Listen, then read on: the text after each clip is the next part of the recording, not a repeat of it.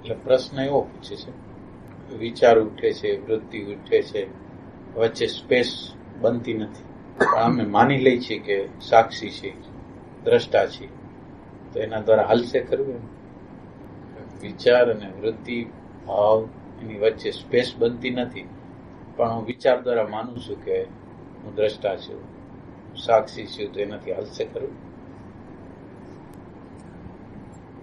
વૃત્તિ ઉઠે કોઈ પણ જાતની, ચા પીવા, ચા પીધી પછી ખબર પડી કે આ ચા ની વૃત્તિ ઉઠી એટલે મેં ચા પીધી.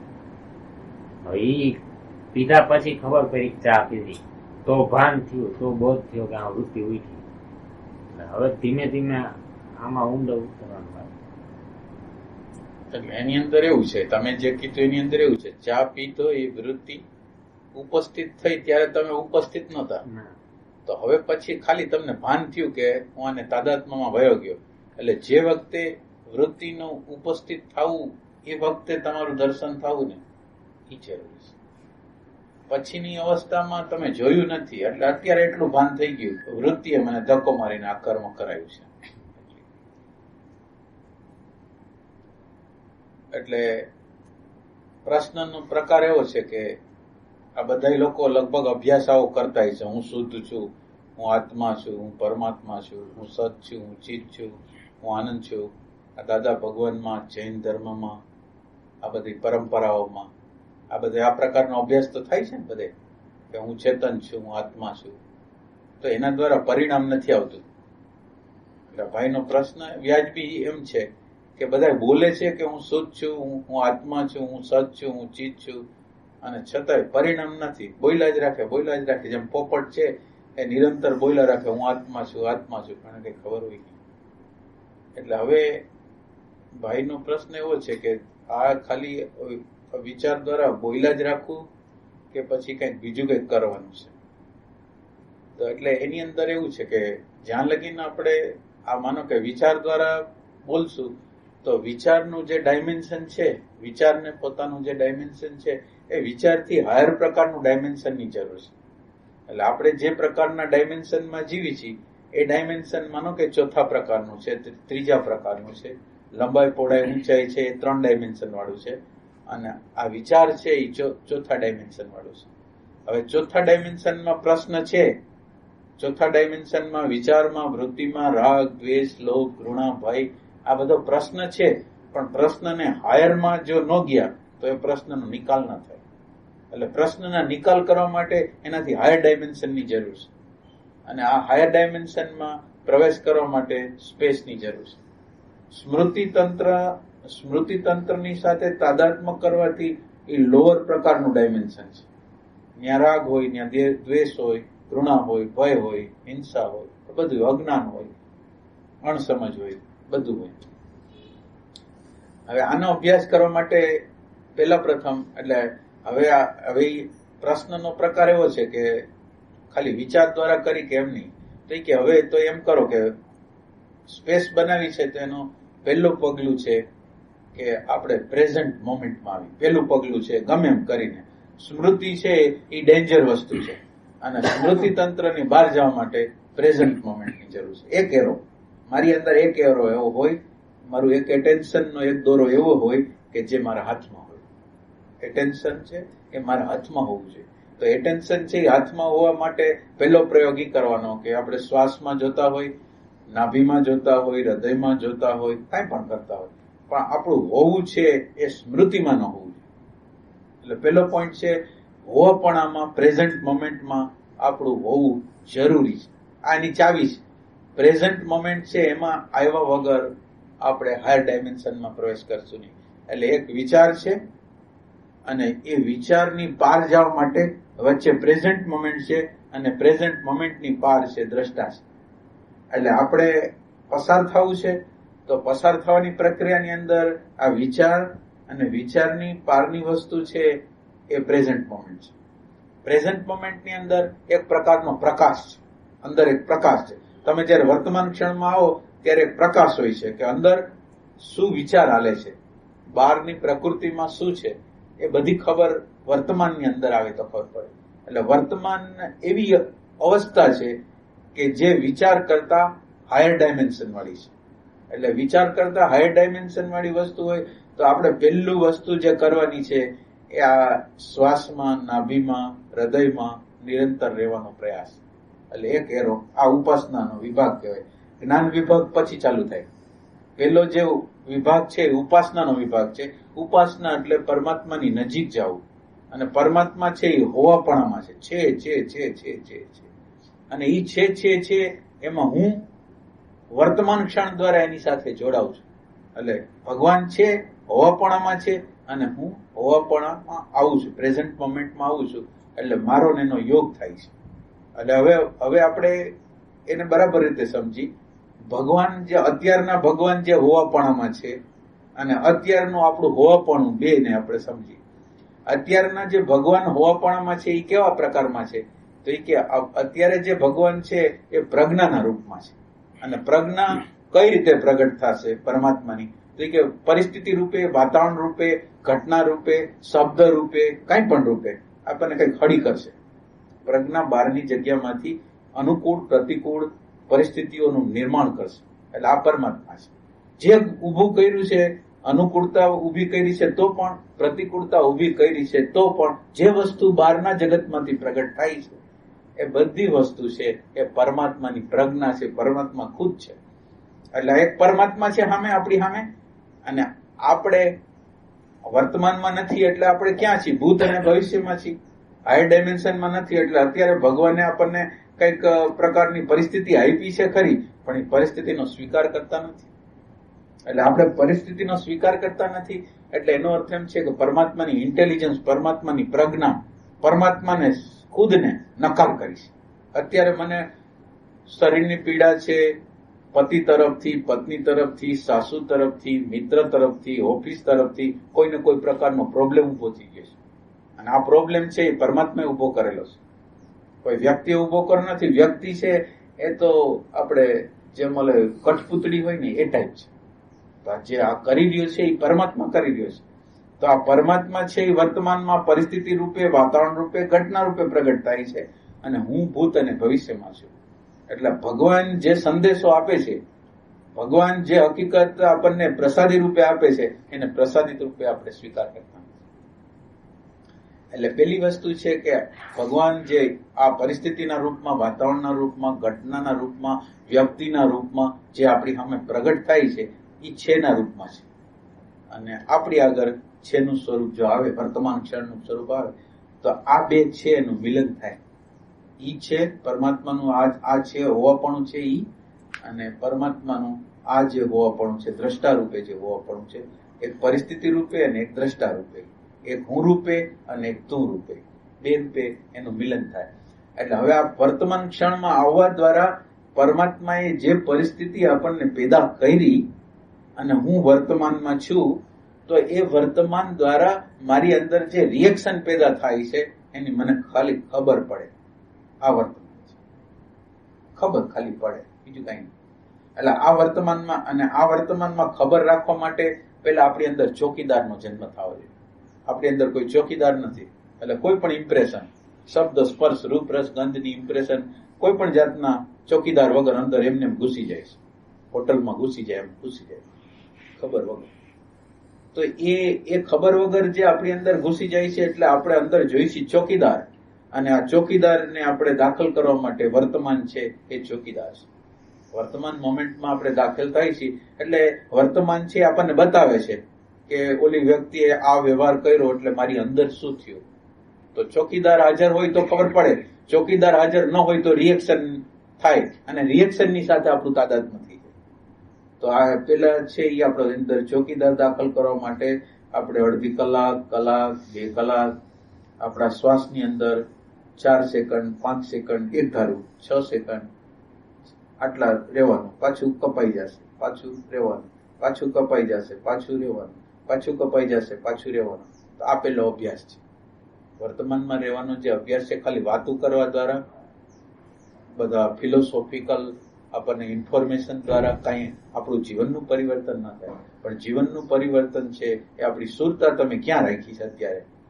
તમે જ્યાં જાઓ, સત્સંગ કરતા હો તો ભલે, કામ કરતા હો તો પણ ભલે, ગમે તે વ્યવહાર કરતા હો, સગા સંબંધીને મળવા ગયા હો તો ભલે, તમારી અંદરની સુરતા ક્યાં છે? બહાર જ્યાં હો ત્યાં અંદરની સુરતા ક્યાં છે? આ અંદરની સુરતાને રાખવાનો અભ્યાસ છે, એ ઉપાસના છે, એ વર્તમાન છે. એટલે પેલી મારે ગમે તેમ કરીને અડધી કલાકનો અભ્યાસ કરું છું અને સતત રીતે શ્વાસમાં કે ગમે તે જગ્યા XYZ જગ્યામાં હું રાખું છું મારી સુરતાને, અને આ મારી સુરતાને હું અંદર રાખું છું. એ અડધી કલાકનો અભ્યાસ કર્યા પછી એ અડધી કલાકના અભ્યાસને જીવનના વ્યવહારના મેદાનમાં લઈ જાઉં છું. હવે મેં મારું ધ્યાન પૂરું કર્યું એટલે ધ્યાન પૂરું થતું નથી, હવે ધ્યાન ચાલુ થાય. હવે આ જે મેં શ્વાસ ઉપર રાખ્યો હતો, નાભીમાં રાખ્યું હતું, હૃદયમાં રાખ્યું હતું, ગમે ત્યાં ધ્યાન રાખ્યું હતું, એ ધ્યાનને મારે ત્યાં ચાલુ રાખવાનું છે અને મારો વ્યવહાર કરવાનો છે. હવે આ જે ચાલુ રાખવાનું છે અને વ્યવહાર કરવાનો છે, તો હવે તમે જો આની અંદર હો તો તમને ખ્યાલ આવશે કે અત્યારે વાત કરવાની જરૂર નથી, અત્યારે આ પ્રકારનું બોલવાની જરૂર નથી. બધી ખબર કેવી રીતે પડશે? તમે અત્યારે તમારા હોવાપણામાં છો તો તમને ખબર પડશે, નકર ખબર નહીં પડે. એટલે આ વર્તમાનનો એરો છે ને, તમારી અનંત પ્રકારની ઉર્જાઓને બચાવશે. ખોટા વિચારો, માનો કે કલાક પહેલા, 5 વર્ષ પહેલા, 10 વર્ષ પહેલાના પ્રસંગો ઉપસ્થિત થશે આપણી અંદર. હવે આપણે જો આજે હોવાપણામાં નહીં હોય તો વિચારની હાકડ 5 વર્ષ પહેલાની હાકડ છે એની હારે જોઈન્ટ થઈ જશે, અને આ જોઈન્ટ થઈ જશું એટલે આપણું હોવાપણું ગયું, આપણી ઉપાસના ગઈ, આપણું વર્તમાન ગયું. આપણને કઈ ખબર નહીં પડે, આપણે અંધારામાં રહી ગયા કે શું આવી ગયું, શું વયું ગયું. અંધારું, અજવાળું નથી. અને વર્તમાન છે એ પ્રકાશ છે. એટલે વર્તમાન છે એ આપણી અંદર એક એરો, હોવાપણાનો એરો આપે છે, અને આ હોવાપણાના એરાને લઈને આપણે જીવનનો વ્યવહાર કર્યા રાખવાનો. હોવાપણામાં રહેવાનું છે, શ્વાસમાં રહેવાનું છે, અને શ્વાસને છોડ્યા વગર કર્મ કરવાનું છે. તો આ જે આપણે કરવાની જે પ્રક્રિયા કરશું ધીરે ધીરે ધીરે, તો છટકી જશે, પાછું આવશે, છટકી જશે, પાછું આવશે, છટકી જશે, પાછું આવશે. આપણી અંદર પ્રેમ કેવો છે એને પ્રગટ કરવા માટેનો, એ પ્રમાણે એ પ્રગટ થશે. એટલે આપણે આ પેલું આ બધા લગભગ લોકો કરતા નથી. આ છે, વાતો કરે છે, સત્સંગમાં જાય છે, ફિલોસોફિકલ વિચારો સાંભળે છે, એની ડિસ્કશન કરે છે, ચર્ચાઓ કરે છે, પણ કરતા હું નથી. એની સુરતા ક્યાં છે એની ખબર નથી. બધી વસ્તુ કરે છે પણ અત્યારે એની સુરતા ક્યાં છે, તો કે અત્યારે ક્યાં છે એની ખબર જ નથી. એ તો ખોવાઈ ગયેલો છે વાતોમાં, વિચારોમાં. પછી સારા વાત હોય તો સારા વિચાર હોય, ખરાબ વિચાર હોય, બે આમ અંતિમ રીતે બે હરખી જ છે. તાદાત્મ્યની બે અવસ્થાઓ છે. સારો વિચાર હોય તોય ભલે, ખરાબ વિચાર હોય તોય ભલે, તાદાત્મ્યની અવસ્થા છે. એટલે હવે આ તાદાત્મ્યની અવસ્થામાંથી નીકળવા માટે સાધકોએ આ અભ્યાસ કરવો છે. એક એરાનો અભ્યાસ, હોવાપણાનો અભ્યાસ, વર્તમાનનો અભ્યાસ એ નિરંતર રીતે કરવો છે. અને આ વ્યવહારને મેદાનમાં લેવાનો. ખાલી વાતોથી, ખાલી વિચારોથી કાંઈ કરતા કઈ પ્રકારનું ટ્રાન્સફોર્મેશન થવાનું નથી. આજે આપણી અંદરની શૂન્યતા છે, આપણું જે અંદરનું હોવાપણું છે, આપણું અંદરનું દ્રષ્ટાપણું છે, એમાં સુરતા રાખ્યા વગર કોઈ પણ પ્રકારનું ટ્રાન્સફોર્મેશન થવાનું નથી. આપણી અંદર આ જે દ્રષ્ટાપણું છે, આ જે હોવાપણું છે, આ પ્રેઝન્ટ મોમેન્ટ છે, એ હાયર પ્રકારનું ડાયમેન્શન છે. અને હાયર પ્રકારનું ડાયમેન્શન જેની અંદર પ્રવેશ કરશે એ લોઅર પ્રકારની જે આપણી બુદ્ધિ છે એને ગાઈડલાઈન આપશે. હાયર પ્રકારનું આપણી અંદર જો દ્રષ્ટાપણું, હોવાપણું, પ્રેઝન્ટ મોમેન્ટ આવ્યું, તો હાયર પ્રકારની વસ્તુ જે આવી એ અત્યારે લોઅર પ્રકારની જે બુદ્ધિ છે એ હાયર પ્રકારના આત્માની ઉપર છવાઈ જાય છે. અને એને બદલે હવે શું થાય કે હાયર પ્રકારની ઇન્ટેલિજન્સ છે એ પ્રવર્તમાન થઈ ગઈ, એનો પ્રકાશ થઈ ગયો, તો લોઅર પ્રકારની જે બુદ્ધિ છે એમાં શું શું હાલી રહ્યું છે બધી ખબર પડવા માંડે. એની સાથે જોડાય નહીં, એને ઉર્જા આપે નહીં, એને સમજવા માંડે અને એમાંથી બહાર નીકળી જાય. તો પેલો જે રસ્તો જે છે બધા સાધક લોકોએ કરવા જેવો, એ નિરંતર રીતે વર્તમાનમાં રહેવાનો અભ્યાસ કરવો છે. આ કરે છે બધે? હા, ન પાડો. એટલે આપણી અંદર જે શબ્દ અને જે વિચાર છે, શબ્દ અને વિચાર આપણી અંદર પડેલા છે, એ શબ્દ અને વિચારની અંદર જીવવામાં આવશે ત્યાં લગીને આપણી અંદર પરિવર્તન, ટ્રાન્સફોર્મેશન કઈ થવાનું નથી. એટલે શબ્દ અને વિચારની પાર જવા માટે શૂન્યતામાં પ્રવેશ કરવો છે. અને શૂન્યતાને પ્રવેશ કરવા માટે આપણી સુરતાને કોઈ પણ જગ્યાએ આપણી સુરતાને ક્યાંક રોકવી છે. અને આ જે રોકવાની, વર્તમાનમાં રોકવાની જે પ્રક્રિયા છે એ આપણને સ્મૃતિ તંત્રની બહાર લઈ જાય. આપણને સ્મૃતિની બહાર કોણ લઈ જશે? તો કે આ જે શબ્દ અને વિચારનું જગત છે. આ એક શબ્દ અને વિચાર છે, અને શબ્દ અને વિચાર ક્યાંક રહે છે. શબ્દ અને વિચાર છે, અને શબ્દ અને વિચાર ક્યાંક રહે છે. હવે શબ્દ અને વિચાર ક્યાં રહે છે? તો એ કે આકાશમાં રહે છે. શબ્દ અને વિચાર ક્યાં રહે છે? તો એ કે આકાશમાં રહે છે. ક્યાં આકાશમાં રહે છે? સ્થૂલ આકાશમાં રહે છે, સૂક્ષ્મ આકાશમાં. આ આકાશમાં રહે છે? તો એ કે આકાશમાં જ રહેતા. પણ એ કે ક્યાં આકાશમાં રહે છે? તો એ કે આપણું અંદરનું ચિત્તનું આકાશ છે, ચિત્તનું આકાશ છે. એ ચિત્તના આકાશની અંદર રહે છે. પણ એ કે ચિત્તનું જે આકાશ છે એ ક્યાં રહે છે? આ ચિત્તનું આકાશ છે, જેમાં ઘડો હોય, ઘડાનું આકાશ હોય, એ ઘડાનું આકાશ શેમાં રહે છે? તો કે મહાકાશ છે એની અંદર રહે. તો કે આ ચિત્તનું જે આકાશ છે એ રહે છે કેમાં? એટલે કે ચિદાકાશ છે, ભાનનું જે આકાશ છે. એમ્પ્ટીનેસ છે, ખાલી એમ્પ્ટીનેસ છે ને એમ્પ્ટીનેસ ની અંદર ભાન છે. એમ્પ્ટીનેસ ખાલી એમ્પ્ટી નથી, પણ એમ્પ્ટીનેસ ની અંદર ભાન છે. એ આકાશમાં જીવે છે. એટલે હવે આ આકાશની અંદર આ આકાશ છે એ શબ્દ અને વિચાર, જે શબ્દ અને વિચાર જેમાંથી પ્રગટ થાય છે એ જ્ઞાન ભાનનો આકાશ છે. અને આ જ્ઞાન ભાનનું જે આકાશ છે એ જ્ઞાન ભાનના આકાશ સાથે જોડાવાનું છે. અને એ જોડાવા માટે પ્રેઝન્ટ મોમેન્ટ છે એનું પ્રવેશ દ્વાર છે. પ્રેઝન્ટ મોમેન્ટ છે એ ફેક્ટ છે, અને આ ફેક્ટ દ્વારા આપણે ટ્રુથમાં દાખલ થઈ શકીએ છીએ. એટલે અત્યારનું જે ફેક્ટ છે એ શું કરશે? તો કે અત્યારનું જે ફેક્ટ, અત્યારનું જે વર્તમાન છે એ જે આવેલું જે ફેક્ટ છે એને સમજશે. અત્યારે મારી અંદર રાગ છે, દ્વેષ છે, લોભ છે, ઘૃણા છે, રિએક્શન છે. તો એ જે અત્યારનું જે વર્તમાન છે એ અત્યારનું વર્તમાન છે એને એક્ઝેક્ટ રીતે જેમ છે એમ જોવાનો પ્રયાસ કરશે. જે વર્તમાન હશે એને દેખાશે.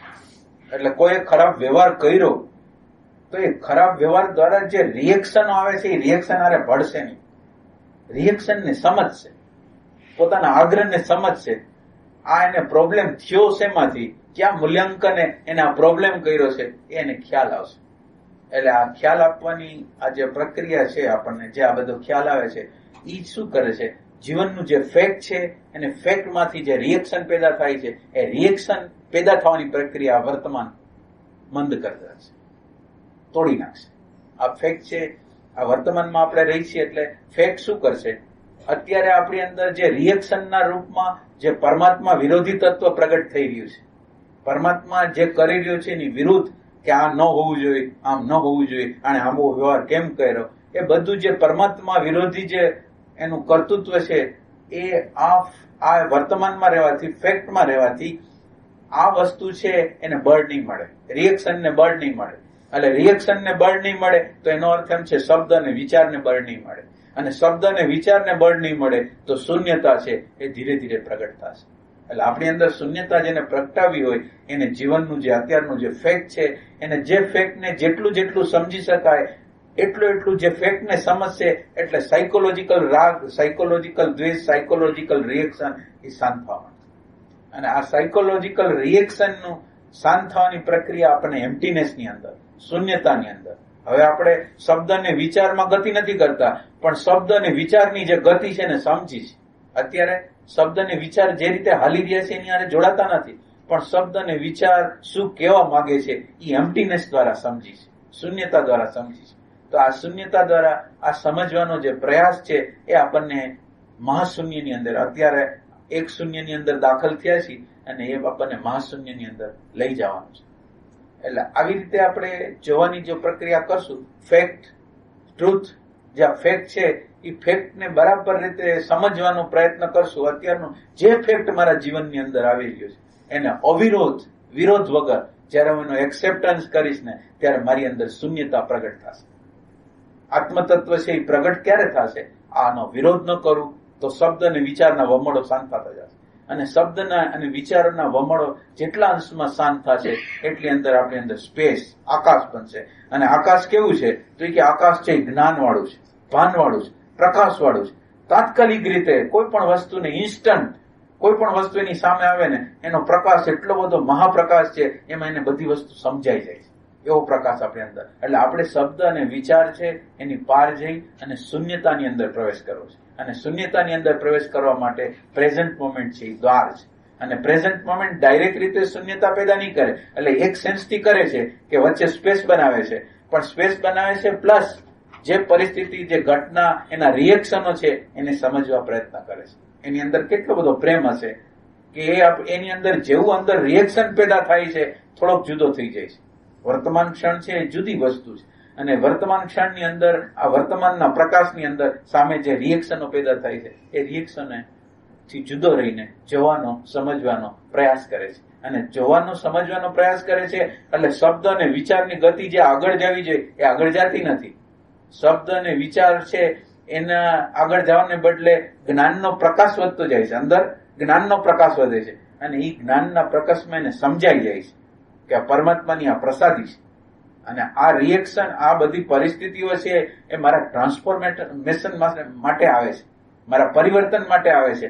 આણે મને બતાવ્યું કે મારી અંદર ક્રોધ છે, લોભ છે, ઘૃણા છે, ભય છે, પરિસ્થિતિએ મને બતાવ્યું તો મારે આના ઉપર કામ કરવું છે. તો હવે હું મને સામેવાળાને જવાબદાર નથી ગણતો. આ શૂન્યતાનો મોટી વસ્તુ શું છે કે શૂન્યતા છે એ બીજાને દોષિત નથી કરતી, પણ આ જે વર્તમાન ક્ષણની જે શૂન્યતા છે એ સ્વયંને દોષિત ઠેરવે છે કે મારી અંદર આ પ્રકારના અણુ પરમાણુ છે, એને લીધે આ પરિસ્થિતિઓ આવે છે, તો આ અણુ પરમાણુ ઉપર મારે કામ કરવું છે. આવી રીતે પોતે અણુ પરમાણુ ઉપર જો કામ કરશે તો એની અંદર શૂન્યતાઓ પેદા થતી જશે, હાયર ડાયમેન્શન પેદા થતું જાય છે, હાયર ફ્રીક્વન્સી પેદા થતી જશે, શુદ્ધ સત્વગુણ પેદા થતો જશે, અને ધીરે ધીરે એના ઉપર કામ થશે. એટલે આ તો કરવું જ પડશે. તમે હર પલ હર ક્ષણ જ્યાં હો ત્યાં હાલતા ચાલતા ખાતા પીતા ધંધો કરતા સુરતા ક્યાં છે? સુરતા વગરના લોકો છે એના માટેનો આ રસ્તો જ નથી. આધ્યાત્મ છે સુરતા વગરના લોકો હોય એને આ રસ્તામાં આવી જ ન શકે. એટલે પેલી વસ્તુ એ છે કે તમે ભલે સત્સંગમાં જાઓ છો તો સત્સંગમાં જવામાં 1 કલાકનો ઓલો સમય છે વચ્ચે કે 1 કલાકે પહોંચવાના છે, તો 1 કલાક લગીને તમે ક્યાં છો? તમે આ વર્તમાનમાં રહ્યો છો કે વિચારમાં ચડી ગયા છો? તો વિચારમાં ચડી ગયા હોય તો તમે આધ્યાત્મિક છો જ નહીં.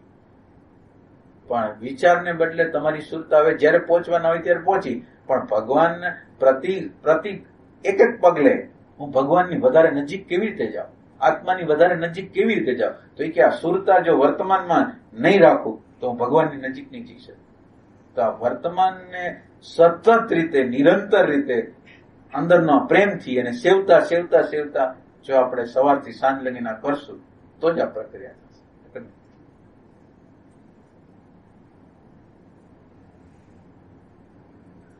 પછી પ્રકાશ થાય અને આમ દસ્ય સમૂહનો અવસ્થા, ધારો કે ગુરુ મહારાજના દર્શન, તો એ અવસ્થા કઈ કહેવાય? એટલે કોઈ પણ પ્રકારનું દર્શન થયું ને એ વચ્ચે, એટલે એ કોઈ ઊંચી અવસ્થા નથી. એ પ્રાણ, એટલે હવે જે અવસ્થાઓ છે એ બધી પ્રાણની છે, આત્માની નથી. હવે માનો કે ગુરુ મહારાજના દર્શન થઈ ગયા, એક મોટો પ્રકાશ તમને દેખાઈ ગયો, પણ એના દ્વારા તમારા રાગ દ્વેષ ગયા તો કે ના, તો હવે એ અનુભવને છોડો. એ અનુભવે કઈ કર્યું નથી. અનુભવ એટલું જ બતાવે છે કે તમે હાલો છો, એમાં પ્રાણ છે, એની જાગૃતિ થઈ છે, તો તમારો રસ્તો કઈક સાચો છે, પણ હવે ત્યાં ઉભું નથી રહેવાનું. એટલે ગુરુ મહારાજના દર્શન ગમે એવા થઈ જાય, સાક્ષાત ભગવાનના પણ દર્શન થઈ જાય, સાક્ષાત ભગવાન આવીને તમારી બોલે પણ ખરા, પણ એના દ્વારા આપણા રાગદ્વેષ ન જાય. એટલે આપણા રાગદ્વેષ, આપણું અજ્ઞાન, આપણો અંધકાર ટળે એના માટે આ દ્રશ્યો એ કઈ મહત્વના નથી. તમે રાગને કેટલો સમજો છો, દ્વેષને કેટલો સમજો છો, તમારી પ્રત્યેક ક્ષણની બેહોશીને કેટલો સમજો છો, એના ઉપર આધાર છે. આ પ્રકાશ છે એ મહત્વનો પ્રકાશ છે. તમે તમારી અંદરની અવ્યવસ્થા, અંદરની અરાજકતા, અંદરની બેહોશી, અંદરનું તમસ એ તમારી સામે પ્રગટ થાય, એ મહત્વની વસ્તુ. બીજી કોઈ વસ્તુ દેખાય ન દેખાય એની ચિંતા નથી. પ્રકાશ ન દેખાય તોય કઈ વાંધો નહીં, બીજી કોઈ વસ્તુ દેખાય નહીં એનો વાંધો નહીં, પણ તમારું અંદરનું અંધારું છે એ દેખાય છે, અંદરની જે ભૂલ છે, અંદરની જે અવ્યવસ્થા છે એ ખ્યાલ આવે છે, તો એ મહત્વની વસ્તુ. એટલે તમારે એટલે બરાબર બધાએ જોઈ લેવાનું. પ્રકાશ છે એના દ્વારા કઈ નથી થવાનું. એ દ્વારા વધારે ભ્રમણામાં પડવાના છે કે મને કઈક થઈ ગયું, મને કઈક અનુભૂતિ થઈ ગઈ. હવે એ અનુભૂતિ કઈ કરતા કઈ આપણા જીવનને અડી જ નથી શકતી. અમુકના આપણા જીવનને બગાડી શકે છે, આપણને અહંકાર વધારે પ્રકારનો આપી શકે છે, આપણને ભ્રમણામાં નાખી શકે છે. એટલે ફક્ત એ હતું એટલા માટે કે દાખલા તરીકે આપણે રાજકોટથી અમદાવાદ જતા હોય તો વચ્ચે કુવાડવા આવે, ચોટીલા આવે, તો ત્યાં ઉભા રહી જાય. આપણે ત્યાં ઉભા રહી જાય તો અમદાવાદ પહોંચી. વચ્ચે આવતા સ્ટેશનો છે, એને જોઈ નહીં એની સામે. બીજી ક્ષણે મારી અંદર, આ ક્ષણમાં મારી અંદર શું છે મને બધું દેખાય છે, અંદરનો રાગ, અંદરનો દ્વેષ, અંદરનો લોભ, અંદરનો ઘૃણા, અંદરનો સ્વાર્થ, અંદરનું કપટ, અંદરની લુચાઈ, આ દેખાતું હોય તો તમે સારામાં સારા રસ્તે હાલ્યા જાવ છો. અને તમને બીજું ગમે દેખાતું હોય, પ્રકાશ દેખાતો હોય, ઉર્જા દેખાતી હોય, ગમે દેખાતું હોય, એ બધું કામ એટલે કામનું નથી. કામનું તો આ પ્રેમ છે. રાગને કેટલો કાઢો છે, રાગને તમને કેટલો ખૂચે છે, દ્વેષ કેટલો ખૂચે છે, અજ્ઞાન કેટલું ખૂચે છે, એ મહત્વની વસ્તુ છે.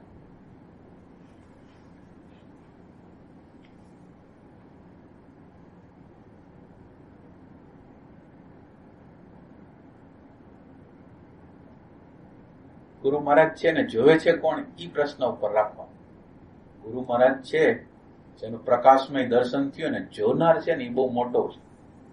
જોવાની વસ્તુ મોટી નથી હોતી, જોવાની વસ્તુ બધી જડ હોય છે, પણ જોનાર જીવન છે.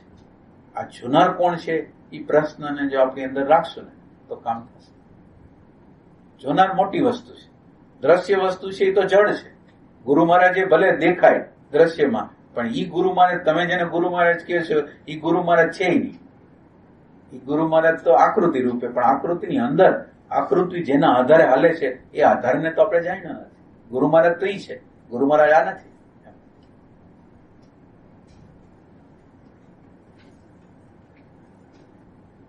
ઓલા ગંગા સતીની અંદર સજાતીય વિજાતીય કઈક યુક્તિ બરાબર, એ સજાતીય છે એ હોવાપણું છે, વિજાતીયપણું છે ભૂત અને ભવિષ્ય, વિચાર, વૃત્તિ, ભાવ, એ બધું વિજાતીય છે. એટલે હંમેશા સજાતીય શું છે તો કે પરમાત્મા હોવાપણામાં છે, તમે હોવાપણામાં આવી જાઓ, સજાતીય થઈ ગયું. અને તમે હોવાપણામાં ન રહ્યા અને વિચારમાં આવી ગયા, વૃત્તિમાં આવી ગયા તો એ વિજાતીય છે. વચનમાં રહેવું એટલે વચન એટલે બસ આજે આપણે જે અત્યારે વાત કરી છે એ વચનની જ વાત કરી છે. આજે હોવાપણું છે એ વચન છે, જોવાપણું છે એ વચન છે, આનંદ છે એ વચન છે, અંદરનો શુદ્ધ પ્રેમ છે એ વચન છે. એટલે વચનની જ વાત છે. વચન શબ્દ નથી, શબ્દનો અર્થ નથી. તમે વચન વિશે જેટલું જેટલું જાણો છો એ બધી ભ્રમણા. વચન વિશે જે તમને ઇન્ફોર્મેશન છે એ બધી ભ્રમણા.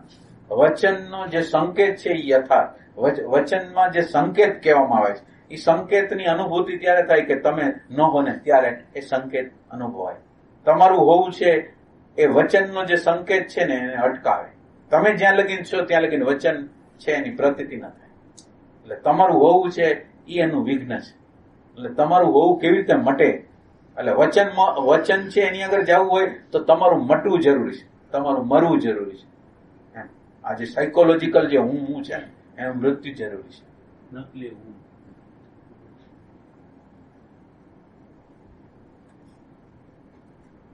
પછી આમાં એમ કહે કે બે સ્વર હાલતા હોય શ્વાસના તો કઈ એમ કે એનાથી અહીંયા શું પરિસ્થિતિ હોય? એટલે બે સ્વરને તમે હલાવો તો ભલે અને વર્તમાનમાં રહ્યો તો ભલે, આ બે વસ્તુ હરખી છે. તમે વર્તમાનમાં આવો એટલે બે સ્વરને હાલવું જ પડે. તમે વર્તમાનમાં આવો એટલે શુદ્ધ સત્વગુણને પ્રગટ થવું જ પડે, સુષ્મના નાડીને પ્રગટ થવું જ પડે. એટલે વર્તમાન આપણે અત્યારે જે વાત કરી છે એ બે સ્વરની જ વાત કરી છે. તમે જેમ જેમ જેમ જેમ વર્તમાનની અંદર આવતા જાઓ ને તમારા બધા સ્વરો છે એ વ્યવસ્થિત થવા છે.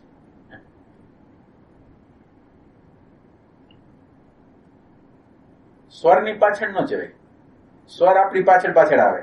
આપણી સાધના એવી હોય, આપણું સાધન એવું હોય કે એ બધી વસ્તુને આપણી પાછળ પાછળ આવવું પડે.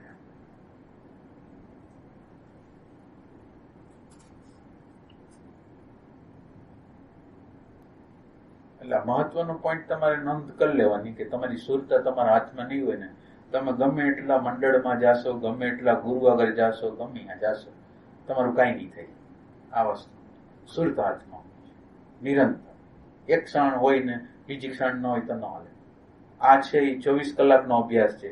1 કલાક અડધી કલાકનો અભ્યાસ નથી. ધીરે ધીરે કરીને, આપણે એમ નથી કહેતા તાત્કાલિક કરી નાખી, પણ ધીરે ધીરે ધીરે કરતા આ કરવાનું તો આ છે. સુરતા તમારા હાથમાં નહીં, એવું ખાલી વાતચીત ને ખાલી શબ્દોની ઝાડ હશે તો કઈ વિચાર. જપ કરી એટલે વર્તમાનમાં આવે જપથી વર્તમાન. પણ જપ છે એ જપ એવી રીતે કરવાનો કે જપ એટલે નામીને આપણે પોકાર કરીશ. તમે જે જપ કરતા હો એ નામીને અંદરથી પોકાર કરે.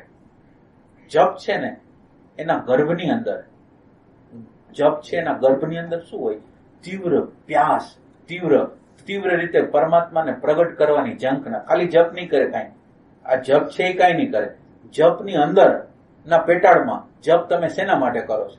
તો કે જપ છે એ તત્વને પ્રગટ કરવા માટે કરી છે. એવી તીવ્ર ઝંખના હશે ને તો જપનું કઈક મૂલ્ય છે. બાકી આમ ગુરુ મહારાજે કહી દીધો છે ને આપણે બચી છીએ એમની. તમારે એક આની અંદર એક નિયમ છે કે એનર્જી હોય ને એને ડિરેક્શન આપવું પડે, એનર્જી હોય એને દિશા આપવી પડે, અને દિશા આપ્યા પછી તમે એનર્જીને એમાં જોડી દો, પછી એનર્જીની જરૂર પડે. એ એનર્જી એમાં જોડી દો જે દિશામાં તમારે જવું છે. એ ડિરેક્શન જોઈ અને એનર્જી જોઈ, બે જોઈ. હવે આપડી જપ છે એ શ્વાસ નિશ્વાસમાં સેટિંગ કરે છે. હા ભલે. તો એટલે એનાથી શું ફાયદો? શ્વાસથી તો ફાયદો જ છે. શ્વાસ છે એ સહજ રીતે હાલે છે આપણી અંદર, અને શ્વાસ ઉપર તમે જોવાનો પ્રયાસ કરતા હો તો શ્વાસ છે એ ધીરે ધીરે ધીમો થવા માંડે. આ શ્વાસ સાથે આ જપ છે ને, જે મંત્રો જોડાયેલા સેટિંગ કરે છે. તો ભલે કે શ્વાસ લેવો ત્યારે અમુક શબ્દો સો અને હમ ને ઓહમ સોહમ ને આ બધી વસ્તુ આમાં હોય છે. પણ એની અંદર ખાલી આ બધા શબ્દો મહત્વના નથી. એટલે એની અંદર શું થાય કે હવે માનો કે તમે સોહમ બોલતા હોય કે ઓહમ સોહમ બોલતા હોય કે શિવહમ બોલતા હોય કે જે બોલતા હો, એના દ્વારા કઈ થવાનું નથી, એમ નથી થવાનું. પણ તો તમે સોહમ શબ્દને સમજો છો ખરા? તમે જે શબ્દ બોલો છો એ પોપટ જેમ બોલો છો? માનો કે પોપટને રામ રામ રામ રામ કરવા માટે તમે એવી રીતે ભજો છો કે સોહમ શબ્દને તમે ફોડો છો. એક એક શબ્દ છે એને ફોડો, તમે એને તમારું ચિંતન કરો. સો એટલે શું? તે, હું અને છું. તો આ તે એટલે શું છે એનું મંથન કર્યું છે કોઈ દી? હું છે એનું શું છે મંથન કર્યું છે? અને છે શું છે એનું મંથન કર્યું છે? મંથન વગરનું તમે કાંઈ પણ કરશો, ચિંતન વગરનું કાંઈ પણ કરશો, એનું પરિણામ કાંઈ નહીં આવે. એ પોપટની જેમ રટવા મુજબ છે. તમારી અંદરનો પ્રેમ હશે તો એને ફોડી નાખશો, શબ્દને તમે ફોડી અને એની અંદર જે પડેલું જે તત્વ છે એને પ્રગટ કરશો. તો તમે એના માટે ખાલી આ રિપીટ કર્યા રાખશો એના દ્વારા, અને બૌદ્ધિક રીતે નહીં. પાછું તમે માનો કે સોહમ ગુરુ મહારાજે સમજાવી દીધું છે, સો એટલે તે પરમાત્મા, તે તત્વ તું છો, બસ આટલું તમને સમજાવી દીધું છે. એ એની અનુભૂતિ હોઈ શકે. પણ તમને તો ખાલી તમે માની લેશો કે તમારી આંખથી જવું જ તમારે. એ વ્યક્તિ કહેશે એને તમે માનશો કે તમારી આંખથી તમારે જવું છે. અનુભવ તમારે જો અનુભવ કરવો હોય તો તમારી આંખ, તમારી અંદરની આંખ તમારે પેદા કરવી પડે, ખોલવી પડે. અંદર જે આંખ આપણી છે, ત્રીજું નેત્ર છે, એ ત્રીજું નેત્ર ખોલવું પડે, અને એ અંદરના પ્રેમ દ્વારા, અંદરના સંશોધન દ્વારા, અંદરની સર્ચ દ્વારા એને ખોલવું છે. એટલે અત્યારે આપણી હાલત કેવી છે કે ગુરુ મહારાજ મંત્ર આપે છે અને આપણે રટવા માંડીએ છીએ, એટલે કઈ પરિણામ ના. અને ગુરુ મહારાજ પાછા કહે તો સારું કે તમારી દ્રષ્ટિથી તમારે જવાનું. આ જે હું આપું છું, આ તમને જે જ્ઞાન અત્યારે હું બોલું છું એ પણ ભ્રમણા છે, એ જ્ઞાન સાચું નથી. હા, એક નકશો છે, એક નકશો છે. હવે આ નકશાને તમે સાચો માનશો તો તમે નકશાથી આગળ ક્યાંય નહીં જાઓ. નકશો જે જગ્યાએ સંકેત કરે છે એ જગ્યાએ તો તમે જવાનું નથી. શાસ્ત્રો બોલે છે, સંતો બોલે છે, એનો અનુભવ બોલે છે, પણ આપણો અનુભવ હવે આપણે માની લઈ તો આપણી અંદર એ આંખ ખુલવાની છે, આપણી અનુભૂતિ થવાની છે. માનવાની અહીંયા કઈ જરૂર જ નથી. ગુરુ મહારાજ બોલે, ભગવાન સાક્ષાત બોલે, એને કઈ માનવાની જરૂર નથી, શોધવાની જરૂર છે કે આ ગુરુ મહારાજે આ શબ્દ બોલ્યા તો આ શબ્દનો અર્થ શું છે. સાધના પછી કરો, સાધના પછી કરો, ઓહમ સોહમમાં પછી જોડાઓ. પેલા એનો અર્થ એને ભલે 10 દિવસ, 20 દિવસ, 5 વર્ષ, 10 વર્ષ મંથન કરો, અને મંથન કર્યા પછી, નક્કી કર્યા પછી તમને નક્કી થઈ જાય પછી એની આવે સાધના શરૂ.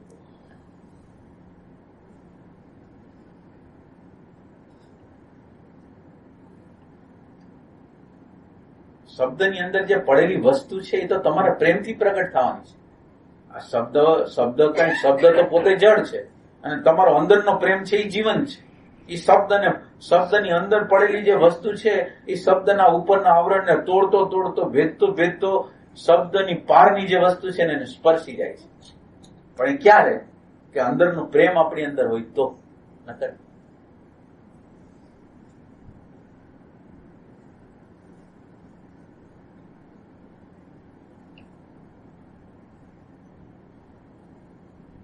એમાં શું થાય કે અત્યારે પ્રોબ્લેમ શું છે ખબર છે? ગુરુ મહારાજ તમને કહે છે ને તમે માની લેશો આત્મા છે, પણ એના કરતા તમે એવું કેમ નથી રાખતા કે આત્માનું ગુરુ મહારાજે કીધું પણ મને ખબર નથી. આ ભલે વાત કરે અને હું વાત કરું, માનો કે આપણે બધા વાત કરવા માંડી, તો એ વાત કરવા દ્વારા આપણા રાગ દ્વેષ જાય છે તરત. તો આપણે શું કામ આપણને છેતરવા જોઈએ? ગુરુ મહારાજ આત્મતત્વની વાત કરે છે. અત્યારે પાછો એવો સંપ્રદાયો છે કે તમને એક રાતમાં સમજાવી દે, એક રાતમાં તમને જ્ઞાન આપી દે. હાવ બ્રહ્મણા વાળી વસ્તુ.